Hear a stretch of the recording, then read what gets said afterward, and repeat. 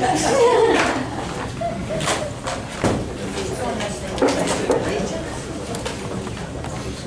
allegiance to the flag of the United States of America and to the republic for which it stands, one nation, under God, indivisible, with liberty and justice for all.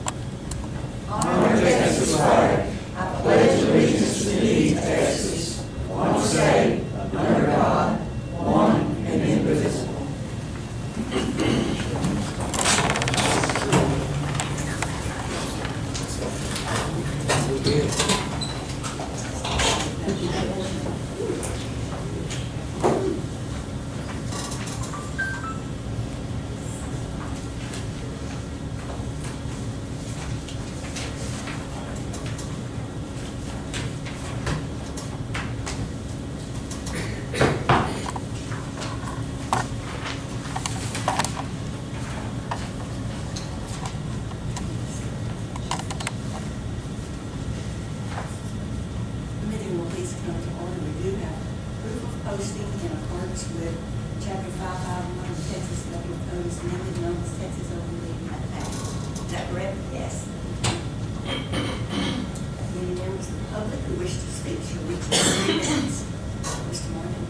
Good morning. Stand up. I'll address a facility that previously been in this county, and it's a big gas compressors, and it's a huge building. And this map here is showing where it's located. You're probably familiar with it. Yes, sir. I think it's right across the street from Mother's house. And I have been terribly harmed by this stuff because this gas is coming off there. It's directly north of my home. It's only 2 miles from my home. Gas there comes down there. You can't stay in the house. So this is a major facility. It's a large facility right here. So we need to do something about getting this cut out. No, maybe for permit. Yeah. I've gotten her to look at A representative? the state Yes. came out and looked at it, and they said, no more permit. So they're trying to renew this program. It's already turned down once. Horrible thing. It talks about in the newspaper. I probably saw it in the newspaper last week. Talks about what they're going to be allowed to do. Look at the amount of carbon monoxide, nitrogen oxides, organic compounds, particulate matter, including particulate matter with carbon monoxide. All this stuff is going straight down the plant. It's direct south. Man, it comes down through it. So I'd like us to consider is making comments to the Railroad Commission, to the next commission right on quality, and let them know we've got major problems here, so they don't need to just throw them out of approval, because this really is horrible type of thing to put on. So I would like to the board to address this, special meeting. It's a bad situation. Like I said, they've had it a permit before, and it was so bad, and took it away from them. So here they are trying to do it again. It's just a long thing to do for our people. So I would request the court send a letter to the next commission on quality. Request they can request them to come here in a meeting, or we can just write comments. So you've only got 30 days from the date this thing. 3 minutes, Thank you. So anyway, it's a major issue. It's been there before. It's been shut down before. We don't want this in our community. We sure don't want it.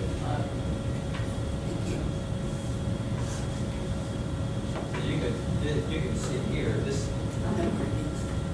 Exactly. you seen that boom was over. Anyway, Thank you. we've got all these facilities here. Any other public comment?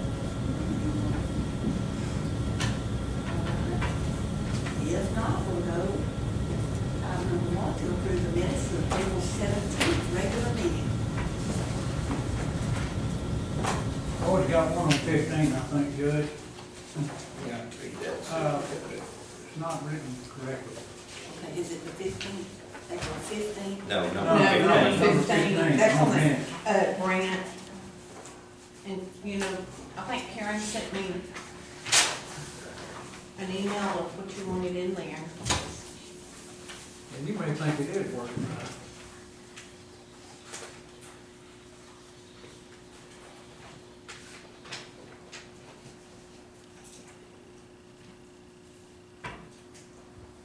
Okay. To approve to commit to fund 15% of the grant of the courthouse renovations, and we anticipate being able to cover some overages with anticipated increased revenues in the future. I thought we had available. previously approved the 15%, and all we were talking about on that particular day was if we could do any more. Mhm. But the 15% had already been done. Isn't that right? We committed to the 15%. Prior to this meeting. No, it was at that meeting, We'd already done it prior to in the that. video. We had talked about it before, but I don't know we ever voted on it, did we? No, we didn't vote on it until this time. Until this. And it was like two things. It was the 15%, and then if in the future you anticipate additional revenues. Yeah. Yeah. We anticipate, That part's anticipated written in it. correctly, yes. But we had not, we talked about all along, knowing that we had to do 15%. But I don't think we had ever voted specifically on that, do But you? we did on this. We did on this, Okay, yes. okay. Yes, it We was, thought we'd already done it. okay. We thought we'd already approved the 15. Oh, maybe we did. Well, that's fine. Well, We did on this one. maybe we did, you know, I don't remember all that, everything exactly right. But I think also that being in this is something that they may be needed for, to go in our grant, showing that we had committed to that. And to address that we may be able to help with some overages. Yes. May. Does that answer your question? Yes, ma'am. Very good. Okay. Yes, ma'am.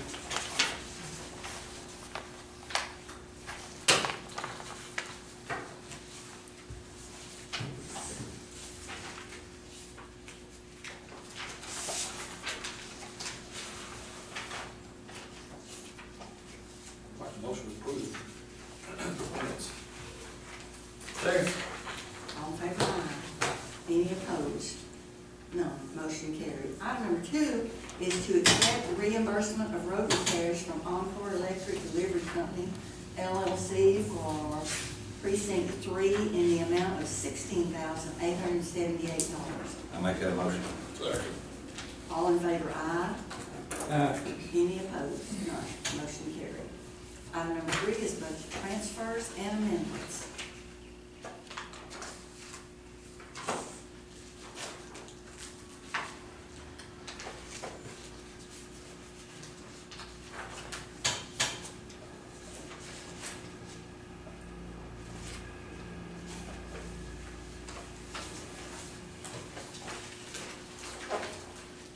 And there's 2 certifications in there too.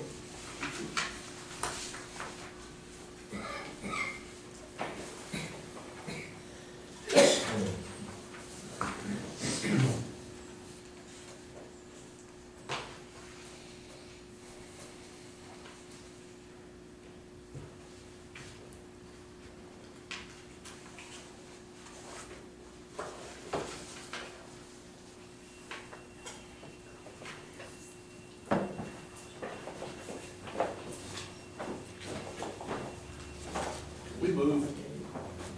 Well, you got to purchase services for part-time help.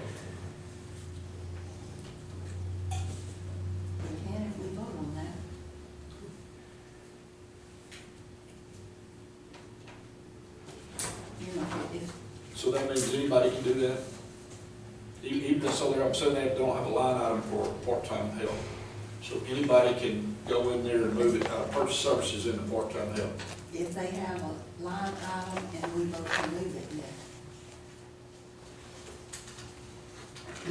We generally don't increase salaries during the year.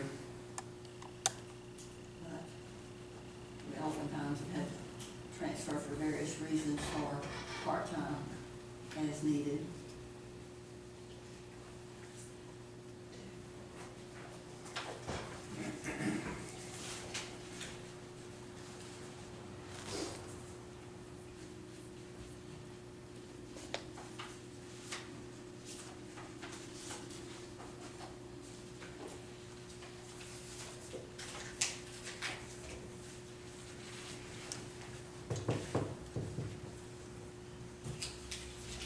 Any other discussion? I make a motion to approve budget transfer of amounts. And that we accept the two certifications of funds, one from Atlas, 11,500, and the Encore for 16,878. That's my motion. Second. All in favor, aye? Aye. Any opposed? None. Motion carries.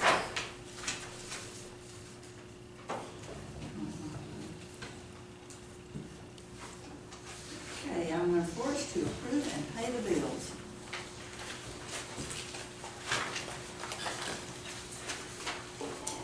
Do you have copies of their certifications and everything?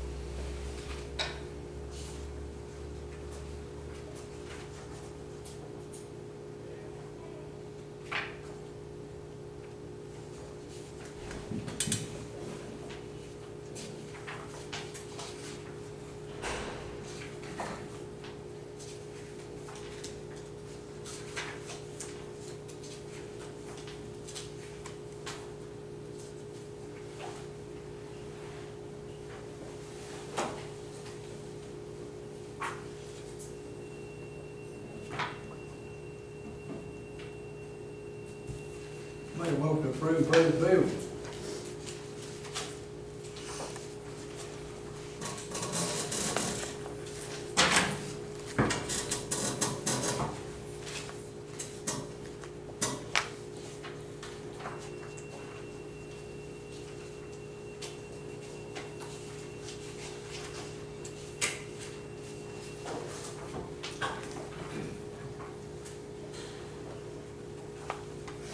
I'll second it.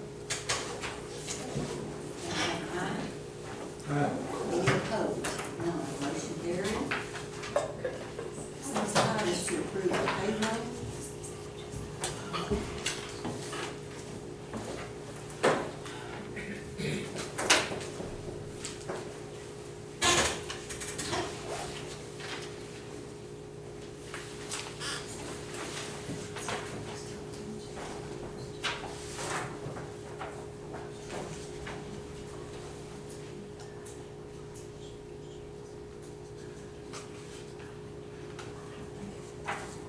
Make a motion to approve payroll.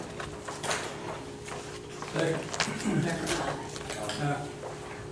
Number 6 is reports. And auditor's report for March.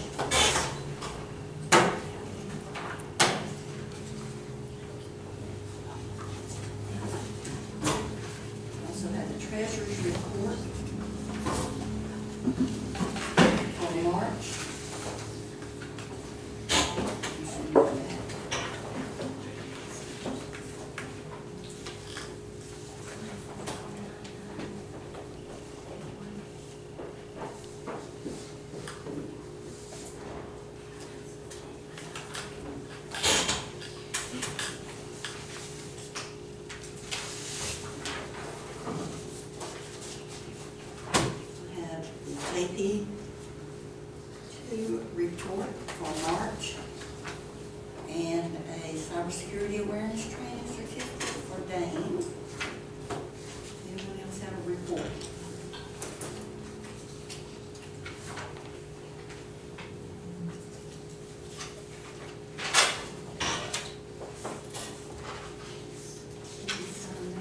Can you pass it back?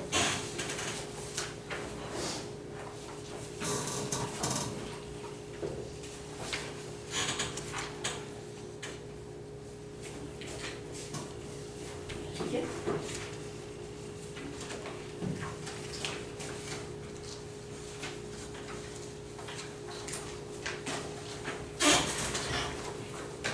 Any other reports? If not, do we have a motion to accept the reports? I make that motion. Second. All in favor, aye. Item number 7 is burn ban. No action. No action. No action. Item number 8, special road use agreements. I do not have any.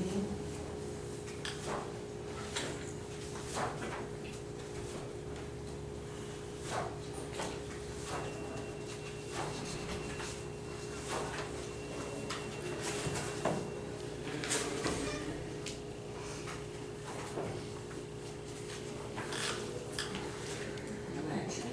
Item number 9, to approve bonds and education certificates. I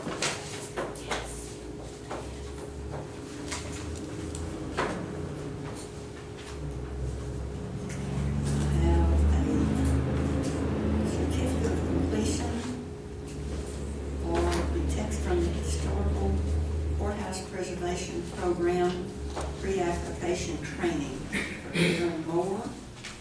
And that's something that was required in order for us to submit our application.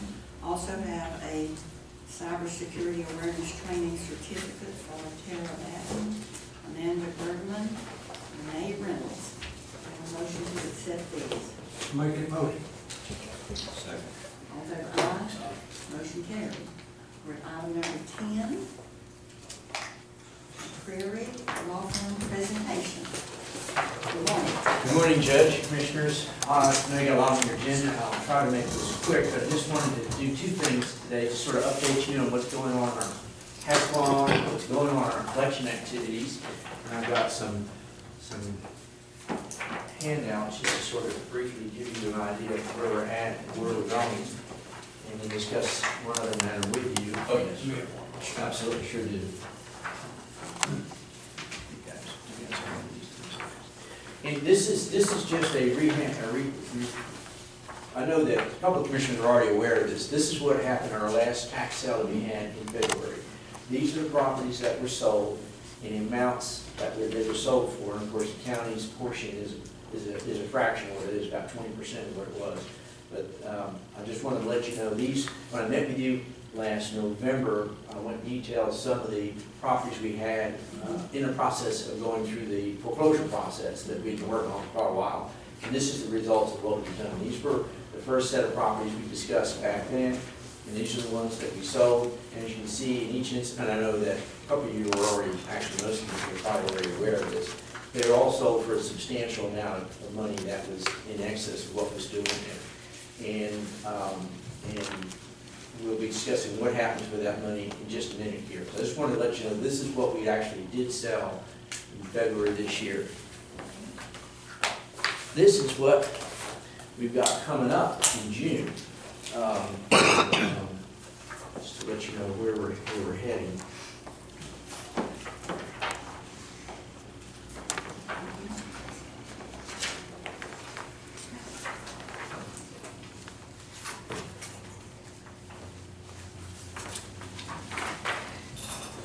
And these are the properties that we have posted for sale. These are actually printouts, of course, from the CAD website. The first one is $64,000 in taxes due. It's a 46-acre tract of land. We really expect, obviously, that to sell. And on this first one, we sold the adjoining property in February. So we've already had some experience with some of those properties. Second property is $37,000. It's a 23-acre tract of land. The third one is a 2.8 acre tract of land on 84. This is $22,000. Has a small residence on it. The next tract, which is 121 acres. This is the property we've been working on for quite a while. It's the Destec property. And actually, Misty tells me that the CAD map is really incorrect. This wedge here that's showing to be out of this red is really not where it's supposed to be. It's really the 16-acre tract that was conveyed out of this tract years ago, and actually 16 acres is sort of in the middle here. So the CAD map really needs to be adjusted over, so there really is access to this property.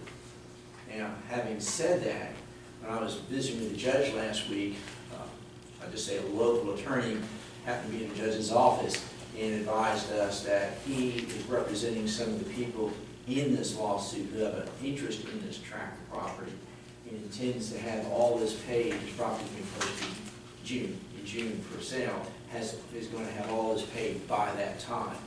And so this may or may not go to sale, but right now we've recovered a judgment on all these properties in February, and they're in the process of being posted for sale for June of next month, first Tuesday of June. So this one may end up not going. But if it doesn't go, it's But because we do get the taxes. you took the words right out of my mouth, Judge. Exactly right. You would get recovering all the taxes due. And the next one after that, this is an undivided interest in this tract. We've got a major portion of the undivided interest, but it's only an undivided interest in that tract, 8 acres. The next one, there are a series of properties here. You may have been familiar with them in the past. We've had them posted before. And they're posted once again. The properties in sort of the red, they're owned by the family. Property in the yellow is owned individually. We talked about that particular case last week when I was in your office. And that's getting ready to get posted again. Multiple tracts of property. And we hope that this does get paid. That's what the judge obviously. And the other tracts are properties located in, and the second one is in Wortham. The one before that, is that T or this one? The branch? Yeah. Yeah. Small tracts. And finally, in this stack, these are two I have under appeal. We had recovered judgments on these two properties, the last two, an 18-acre tract land, 18.9 acre tract land with $33,000 due on it, and a 32-acre tract land, $55,000 on it. However, there are probably 30 or more defendants in this lawsuit. One of them, who is a resident of a state facility, and will be a resident of the state facility for a substantial period of time, has filed an appeal of our judgment that the court entered in February. And that it was actually assigned to the 10th court. It's now been reassigned to the 12th court. And I just got word of that. So we're working through that appeal. But that's going to hang up our being able to go ahead and sell that for a while. But we do hope to have that one resolved and ultimately bring those two properties, which we've been working on for quite a while, and they're related as to the family members. That's why he's tagged two of these things. I've got some other ones that we're going to go ahead and take judgment on, but I know you're busy, so let me just tell you a little bit about what happens with the proceeds from the sale of this property. If I can. I know I'm going quick, so just tell me if I need to go quicker to get out of your way, or slow down so you can actually figure out what I'm telling you. I think we'll probably By the way, lawyers get revisit paid. it in a little while, after a little while. And, Lawyers get paid by the may lawyer. have, and So. may have questions later. All right, Judge, I'll be around throughout any time you need for me to be here. So when we sell property, the first things that paid, the costs from the expense of the sale, the court costs, filing fees, sheriff's fees, all those kind of fees, and the taxes are paid. And if the taxes, the sale proceeds exceed all that amount of money, we call excess proceeds. They're paid into the registry of the court, and they're there for a period of normally 2 years, the time period for anybody who thinks they have a claim to the property, which could be a prior owner of the property, could be a person who's a lien on the property, whether it's a mortgage lien, a judgment lien, We've had properties where the state of Texas had a lien on a property and filed for the claim, because those claims are payable if there's any money left over from the sale of the property. Otherwise, the foreclosure sale extinguishes their lien and their claim against the property. So all these people have a right to come in within 2 years and make claims against these properties. So what we have here on this listing is the first set of properties, or is these funds have already been dispersed since the first of this year. $84,000, of which $13,000 is the county share. The other tax jurisdictions, when the money's dispersed, if let me back up, if no one makes a claim within a allotted period of time, then the money is paid out to the taxing authorities. A lot of times when money is held by a governmental entity and no one makes a claim, it's what you may use her term, it's cheated to the state of Texas. That's true of a lot of sums that are just held over, that are due somebody that this government has funds to, the government any sensitive to the comptroller and holding for the persons. Under the tax code, these claims, these monies, if no one claims them in the requisite period of time, the monies are paid out to the taxing authorities. They're paid out prorated based upon how much the taxing authorities were due in judgment and foreclosure. The county's usually around 20-some% of the amount of taxes due in judgment and foreclosure, 22, 25%. So you usually would get around 25 or 20% of the excess proceeds. We do that calculation just based on the amount listed in the judgment and foreclosure. Do you calculate it based on the date that it's sold or the date that you're going to disperse? Usually we go back to the proration between the taxing authorities. And there's always going to be the county, there's always going to be a school, there's usually going to be a hospital district, and if it's in a city, it will be a city. So it's usually going to be 3 and perhaps 4. We go to the judgment. The judge, these properties are all sold based on the judgment signed by the judge.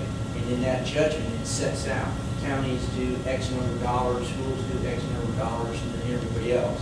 So we go back to that judgment that was originally signed by the judge and say, how much money was everybody due? Whatever date that was. Whatever Yeah. date the judge signed that judgment. Yeah. And then we get the money as of the date that we do the distribution, and we do a proration, we do a little Excel spreadsheet. It's attached to the judge's order. It says, hey, county gets 22% of the excess proceeds, and that amount is X. And that's how we do that calculation. And those are all, and so all these ones that have been dispersed in the first section have all had that calculation done, and there's been an order signed by the judge to disperse the funds. And that spreadsheet, little spreadsheet schedule we have attached to each order shows that the clerk, once the judge says to disperse these funds, which taxing entities get which amount of money specifically in that order. And so the total amount was $84,000. The amount dispersed from the county was $13,863. And in the next set, these are ones that are, we're going through the files and making sure everything is in order. These are ones that I think you probably have maybe them that, did you get a copy of this from Ron? I've got one upstairs. Okay. This next set is set that I think the funds are probably in the process of being dispersed. What we're doing right now is taking them or sending them, once the clerk disperses the money, it goes directly to the treasurer, I think, in the county. Yes. And then we're taking them to the school or over to the taxing authorities with a letter saying, here's a check for your share of these monies, and the monies are coming, explanation of where these funds are coming from, so they have some idea what's going on. And so we're in the process of doing that. The next 3 are process of going out $60,000 nearly, of which $9,300 are going. Now, if someone files a claim for these excess proceeds, then we have to have a hearing for the court. And so the next 3 cases, these are cases in which a person or persons, actually several of them, have filed claims for their share of taxes. And so the court has to have a hearing on those claims. And so we've asked the court to hear those, at least those 3 cases. There may be another one added to it, I'll talk to you about in a second, that the court can hear a person's claim for excess proceeds. And there can be certain, I know we have the judge here in the courtroom, so I don't want to ex parte the judge, but there can be certain issues raised in those claims. Just in abstract, if I may, Your Honor. Yes. Say, I've had experiences with people, normally you have 2 years to file a claim. I've had situations where people have filed a claim late, and so there's a question about whether that happens. I've had instances where the property was owned by 3 persons, actually 3 siblings, and one sibling showed up in a courtroom and asked the judge to disperse all the money to her. And I thought, yeah, imagine that. And I thought, well, that's probably not the right thing that ought to be done. I think it should be parceled out. If there's 3 people there, which I thought there was 3 people, and that's what we knew, that they testified, yeah, the property was owned by her and 2 siblings. And they were both alive, and it was not a tight family. They had really kept close to get involved in a lot of this work. And so the judge gave her at that time 1/3 of the money, which I thought was appropriate, and it held the other 2/3 and said, we're going to let the 2 years expire, and we're going to come back after the 2 years and see what we should do with the balance of the money. I think, not to ex parte Your Honor here, but I think that the code says you should give the person their share of the money, period. Sometimes you have complications where I had one where there's multiple people in the property involved. I mean, dozens of people. And then it gets particularly tricky trying to figure out how much money any particular person is due. I've had one where there's $80,000 in excess proceeds. Person filed a claim for 15 of that. By our calculations, we thought that person was entitled to $660. So we set that for the hearing to the court. I mean, I represent the taxing authorities. We're paid. It's really not our money. But if the court would like to know what we think, here's the whole chart of family history here. We have all the genealogy. This is where we think that person's claim comes from. So we think that's their share, but it's already up to the judge to make it. At certain times in these claims, there's certain issues that can come up as to whether a person is entitled to them, how much they're entitled, in this type of stuff. So these 3 are set for a hearing before the judge to have anybody come in and make a claim. And I think some of them are probably going to be just a matter of them just getting their money in a lower side, their money coming out. The next group, and there's $89,000 in that group, in which potentially the county could get $12,999. But if the judge awards those monies to the appropriate persons, then obviously the county nor the other taxing authorities would receive any money out of it. So we just have to wait and see. The next group is one they're waiting for. They have to have notices sent to all the people who have interest in the property. And we're waiting these are just waiting those notices to have been sent out at the appropriate time after that. And one of them is already asked for Kareem Banks. She's the 5th one down. This Banks has already contacted the district clerk and us. She's trying to get her money out. She's the only defendant lawsuit. I think she's entitled to that money. We're just having to do some paperwork to have that cut out to her. So that would probably, Ms. Banks' money, which is $11,000, is probably going to be paid out to her. At least that's what I would think. Looked like it was fault to me. The last one, my next page, these are ones that we recently sold in the last year or two, or some of them, where you see the February 2024. These are the excess proceeds that came from the sale I just showed you that we did in February. And that was a substantial amount of money that some of these properties sold for. And way all above the excess proceeds. These the notices have to be sent. People have 2 years to make a claim. So Lisa is setting up some spreadsheets, ticklers in our files, in our system, so that we can sort of track the 2-year period of time and make sure that when the time lapses that if no one makes the claim, that we get the paperwork over to the court to make the distribution to the taxing authorities. And so that's just sort of a little bit of some of the things that go on with these excess proceeds and the tax sales that we had, the tax sales we're getting ready to have, and what we've been up to. And I just thought I'd just let the court know, Commissioner's Court know what we're doing, and glad to answer any questions that you have now, or if you think of something down the road, just give me a holler, we'll talk about it then. Where these checks have been issued on the top column, were those checks issued since the last tax sale? Yeah, they were issued, yeah, probably. Since we kind of started talking about this? Yes, yeah.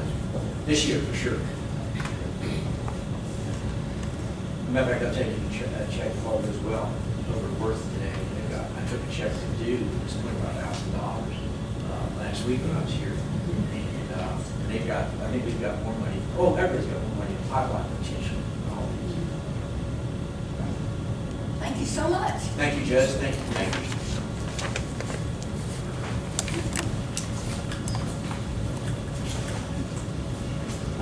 Item number 11 is to award bids for the audiovisual system equipment and installation.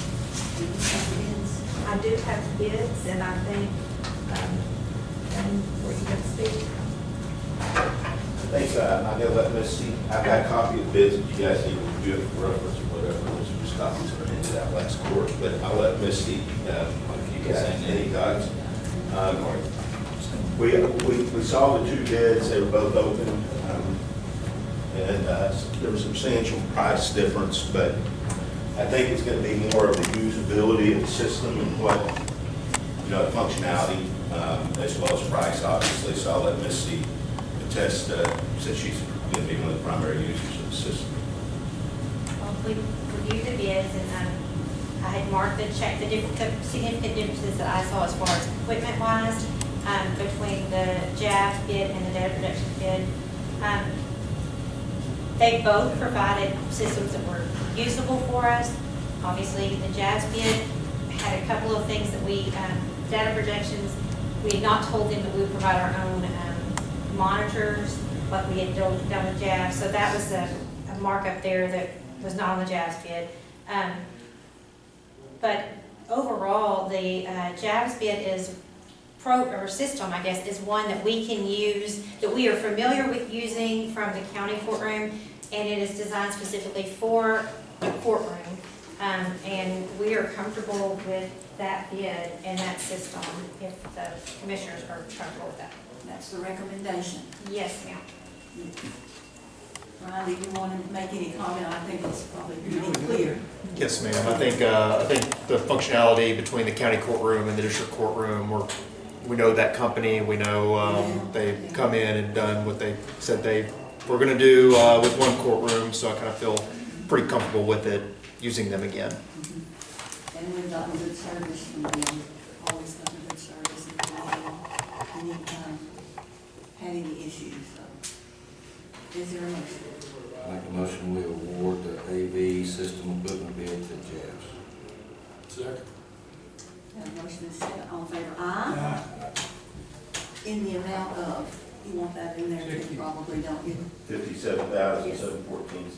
$57,714. Okay, we have a motion and a second. All in favor? Aye. Any opposed? No. Motion carried. Thank you. Thank you. We're glad for you to stay if you'd like to, but I know you probably need to go, and that's fine too. Whatever. I don't think there's much, I'll just continue listening, I'm learning. Every day. Every day. Yes, every day. All right. Item number 12 is a cybersecurity discussion.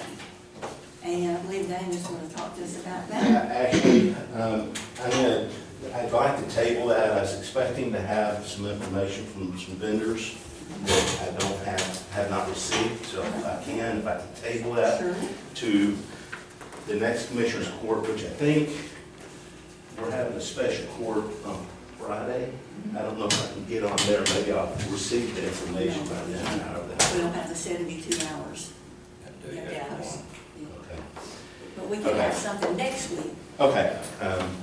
So I'd like to just table that until next week. But those are some of the things that list, and just to kind of get your minds thinking. I'm sorry, go ahead. We were talking about the date for it. I was just saying that list I gave you is just kind of some forethought as we move into thinking about some of the cybersecurity. As far as what we're doing internally for the certifications, we're about 75% for our internal. One of the questions that's come up by a number of users, I don't know if somebody, this is my first time through this process. So we have, like the Secretary of State, we have some people out of the county clerk's office, voter registrar, probably other offices that are required to take cybersecurity for those state offices. They are all tagged with the DIR as being, authorized and recognized. The question is do we need to be taking the test twice? They're having to do it for Secretary of State, and then we're having to There's take it. our HR person here who knows Yes. everything. Yes, so, Oh. I don't know everything, I promise Yeah, that. that's perfect. If you But did. no, they do not have to take it twice. As long as we can certify that they were taking it at least one time in the year, then they are okay to go. And as long as they have that certification. Thank you very much.